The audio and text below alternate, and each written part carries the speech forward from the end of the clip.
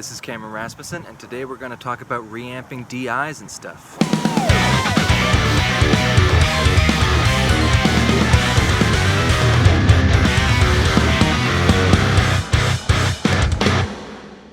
Today I'm out here on my fire escape enjoying my morning coffee, and today we're going to learn how to reamp guitar and bass DIs. Now, if you're like me, and I know I am, I like to see a video when I'm trying to learn how to do something that is the exact gear and setup that I have, because otherwise I can't figure it out sometimes for a while, and it just helps for someone to break it down with what you have. I have a Focusrite Pro 40 interface, and sometimes the mixing software for that can be a little confusing when trying to set up reamping and stuff like that.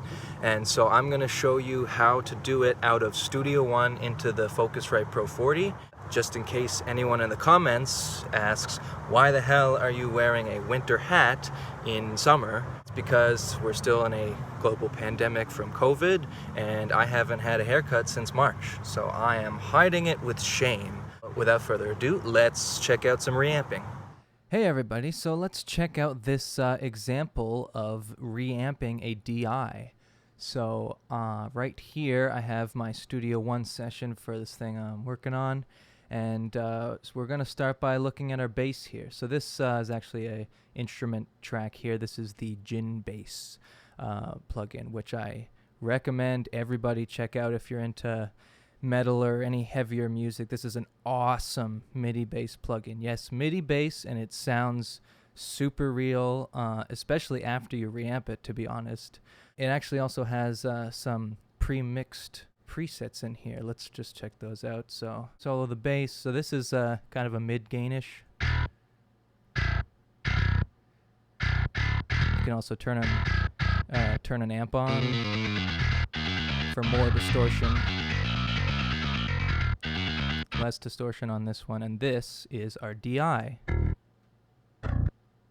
So this is what the instrument actually sounds like right into a DI box and then into the interface. There's no amp involved. This is just the sound of the pickups into the computer, essentially. Now you get this, obviously with any guitar or anything. If you record it that way, if you put a cab sim IR or anything on a track in your DAW, you are still just recording a DI that sounds like this. Why would you want to reamp, you say? The smart reason is a fail-safe. In case you record something and you hate your tone later on, you can fix it. So, for example, one track here. So this is the guitar I recorded.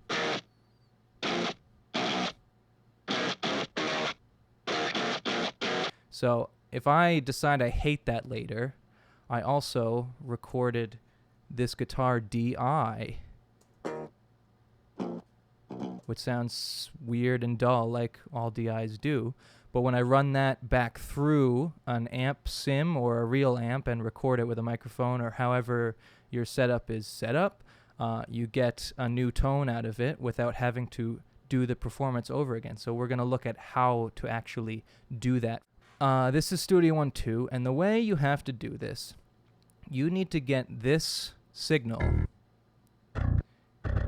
sent to the interface, out of the interface to the Axe-Fx, and then the Axe-Fx would actually go right back in to one of the pre's of our Focusrite, and that gets recorded onto a new track right here, which I have set up, ready to go. So to do that, in this version of Studio One, again, I use Studio One 2 because I'm old school, or I just haven't upgraded yet.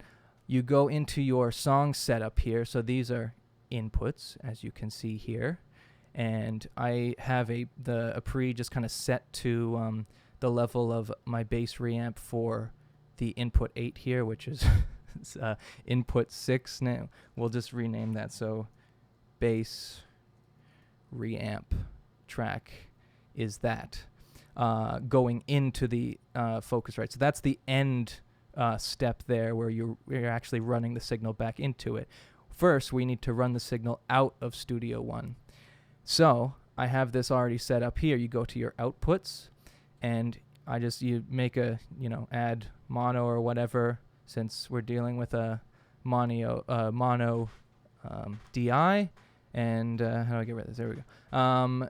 And if you need to deal with a stereo DI, you would add a stereo track like this and set it to anything that isn't mono 1 or 2. These two are your stereo outs that go to your headphones, and they also run out to any studio monitors that you might have.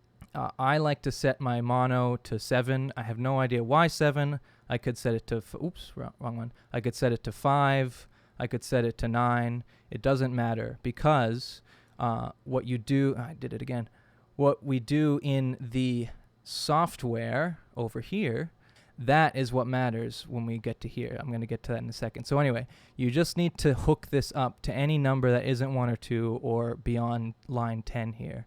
So this would be stereo. If you need that, I'm going to use the mono. So I'm just going to get rid of the stereo for now and have it be line 7 as the out. Now I just click OK. So we're going to find our bass track, which is right here. And this is currently being sent to my bass bus here. You can see the level that is going to the master over here. It's not being sent to that out that we just made. You go here and then reamp. That's the out that we made. It wouldn't be there if I didn't set up that out. So now that's all set up and ready to go. Close that. We're going to go over to our Focusrite software here. We need to leave these alone again because it's monitor 1 and 2.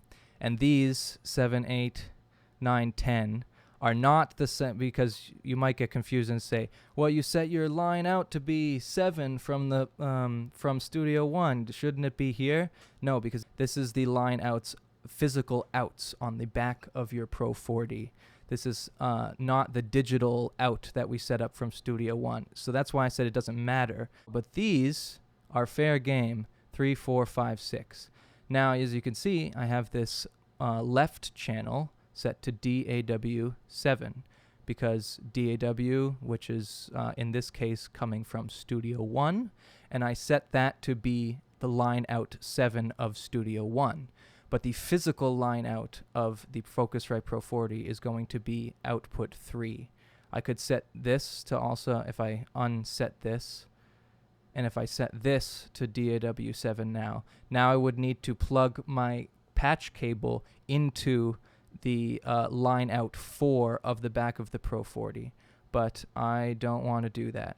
This is the part where you actually physically need to wire a patch cable. Run it out of your physical out on the back of your Pro 40. The other end of that will go into the front of your amp, your Axe effects. So now I'm going to cut to another video where I show you where to plug it in. So here we are on the back of the Pro 40.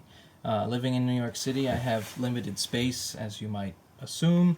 So this is kind of shoved in a corner here. I'm sorry, but we can still get our point across with limited space. These two cables right here go to my studio monitors up there.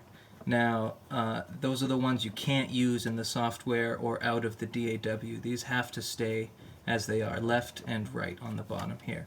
But these lines are the lines out. We are sending out of the Sapphire software out of output 3.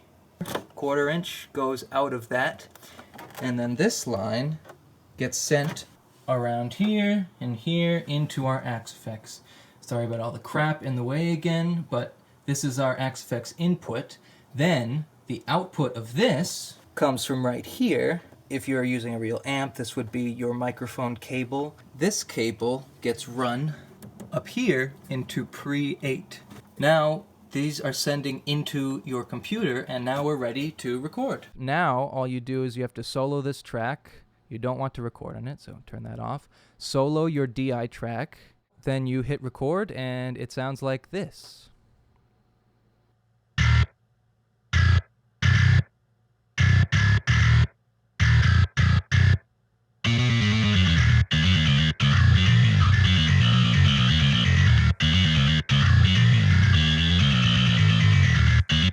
So, there you go. This is now the new tone.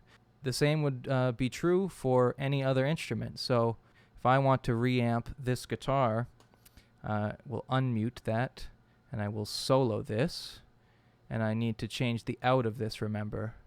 So I'm going to go in here. I'm going to go to my gent track. And I'm going to set that to reamp, so it's going out the same way that the bass did. Make a track real quick, and it's already called guitar reamp. Let's make it weird green. How's that? Nah, it looks like crap. Let's make it dark, whatever that is. Set the input to the same pre. So I know it says bass reamp. I would usually use one of these other pre's for guitar recording, but for now it doesn't matter. We'll unsolo that, and then I'll just need to change the tone here. So zoom, zoom, zoom, zoom, zoom. And here's my Strandberg tone that I have ready. And now I do the same thing. It's all routed and ready to go, and I hit record.